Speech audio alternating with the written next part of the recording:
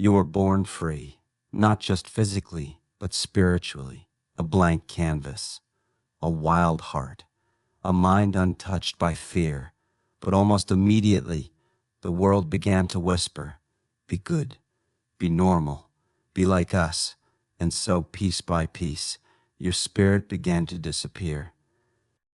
Osho, born Chandra Mohan Jain in 1931, was an Indian mystic, spiritual teacher, and philosopher who gained global fame and controversy for his radical teachings on freedom, love, meditation, and enlightenment. He blended the fierce clarity of Zen with the wild spirit of rebellion. Osho combined ideas from Buddhism, Hinduism, Taoism, Sufism, and Western psychology. He emphasized living fully in the present moment, dropping societal conditioning and discovering truth through awareness, not through dogma. He was deeply critical of organized religion, calling it a tool of control. Osho said something few dared to admit: "You are born as a seed of infinite possibilities, but society only allows one kind of tree from the very start. You are told who to be before you even know who you are. Your name was given to you. Your religion was chosen for you. Your language, your nationality, your culture all handed to you like a costume. You didn't choose it. You inherited it, and you were told, this is who you are. But who were you before the world told you who to be?" Osho warned, the moment a child is born, the world starts shaping them into something useful, not something true, useful for the system, for the school, for the workplace, not for your soul. At first you danced without music, laughed without reason, loved without fear, but little by little, you were trained to behave. Don't be too loud. Don't be too emotional. Don't be too different. The wildness within you, the part that made you, was slowly replaced by rules, fear, and comparison. Then came school, where imagination went to die. You were taught to memorize, not to think, to obey, not to question, to compete, not to create.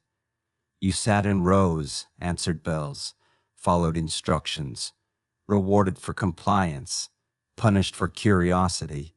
Osho said, "Your whole education system is based on fear and comparison, not on love, not on understanding, not on freedom."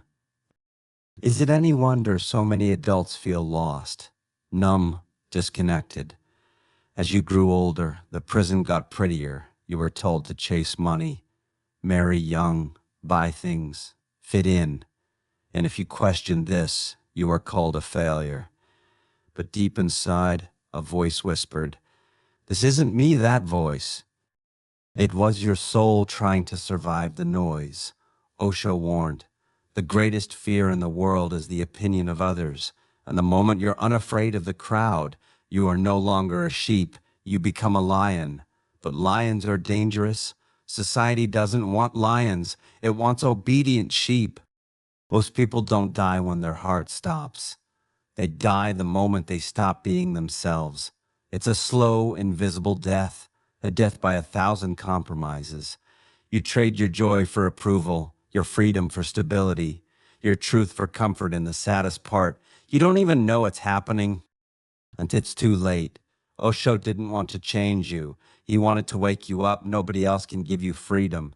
You have to grow into it. So how do we wake up? What does it mean to truly be alive? From the moment you can walk, society shows you a finish line. Grade, degrees, jobs, marriage, children, retirement. They say, this is success. Run fast, or you'll fall behind. But Osho asked, success for whom? For your soul, or for their system? You can have a house and still feel homeless. You can have followers and still feel unseen. You can be surrounded and still feel completely alone. That's because society's version of success was never designed to make you whole. It was designed to make you busy, controlled, predictable. So you put on a mask. You act happy at work. You smile at strangers. You laugh at parties. But deep inside, you feel like you're performing. Osho called this the personality, the false self created to survive a sick world. He said, you don't have to improve yourself, you need to drop what's not you. But we cling to the mask because it gets approval, it gets likes, it fits in, even if it's killing us inside. We are addicted to being liked, being accepted, being told we're enough. So we filter ourselves, edit ourselves, shrink ourselves, until all that remains is a brand, not a being. Osho warned, you are too afraid of being rejected, so you reject yourself first. We scroll endlessly. You're purred constantly, but still feel empty. Because no amount of external love can replace the love you deny yourself. The truth is, your pain is not your enemy. It's a message from the self you buried. It says, come back to me. Osho said, the moment you accept yourself as you are, all burdens disappear. You are not born to be what others expect. You are born to discover what makes your soul come alive. And that journey, it begins the moment you stop pretending.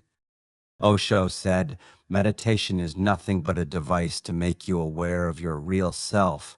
To find yourself, you must first be willing to sit with yourself. No distractions, no masks, just silence. It's uncomfortable at first. The silence feels heavy, but soon, beneath the noise, you begin to hear a whisper. It says, you given still here? That is your true self waiting to be heard. Coming back to yourself isn't about adding more. It's about removing what's not you. Osho said, drop everything you've been told, only then can truth enter. Unlearn the fear, unlearn the guilt, unlearn the lies. You are not your trauma, not your labels, not your failures. You are what's left when all those things fall away. There's a difference between loneliness and aloneness. Loneliness is the absence of others. Aloneness is the presence of yourself.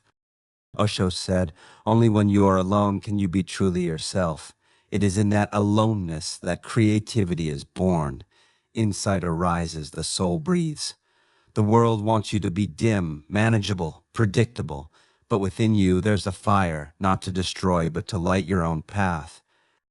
Osho believed every human is a potential Buddha, not a follower, but a flame. And once you find your flame, the outside world loses its power over you. When you begin to live authentically, the world around you changes. Some people will leave, some will misunderstand you. But others, those who see your truth, will be drawn like fireflies to your flame. Osho said, the more you love yourself, the more you can love others. Otherwise, all love is fake. When you stop performing, your relationships deepen. They're no longer built on roles or expectations. They're built on presence, vulnerability, realness. Some connections won't survive your awakening. Those built on control, fear, or dependency will fall apart. It will hurt. But Osho reminds us, truth is always bitter in the beginning, sweet in the end. You're not abandoning others, you're just refusing to abandon yourself. And in doing so, you make space for love that doesn't require self-betrayal. True love doesn't bind. It liberates. Osho said, if you love a flower, don't pick it, let it be. That is love. Love is not control, not sacrifice, not becoming smaller to be accepted. It's two flames burning freely, stronger because they burn side by side, not because they melt into one. Every person you meet is a mirror. Some reflect your wounds, others your potential, but only when you're true to yourself can you see them clearly. Osho said, the other is not the enemy. The other is your opportunity. Relationships become less about need, more about celebration, less about fixing, more about witnessing. When you are full within, love overflows naturally. And now, in our final act, we look toward what it means to live a free, awakened life, and Osho's final, urgent warning to us all. When Osho spoke of freedom, he wasn't talking about a slogan on a protest sign. He meant inner freedom, the kind of freedom that begins when you stop living for others' approval, the kind that asks, what do I truly want when no one is watching? He warned that the system doesn't want you free. It wants you predictable, manageable, obedient, because a truly free individual cannot be marketed to, cannot be shamed into conformity, and cannot be controlled through fear. But here's the painful truth, most people fear their own freedom. Why? Because with real freedom comes responsibility. You can't blame your parents, you can't hide behind tradition. You can't say society made me this way. Freedom is terrifying. It means you are the author now. No script, no director. Osho warned us. They will try to break you the moment you stop being one of them. They will mock your silence, question your peace, punish your authenticity. But hold your ground, because the day you betray your truth is the day you start dying while alive. You are not here to be liked. You are here to live, to wake up, to love madly, to cry deeply, to risk looking like a fool for what you believe in. If you truly awaken, there is no going back, and that is the most beautiful, terrifying gift of all.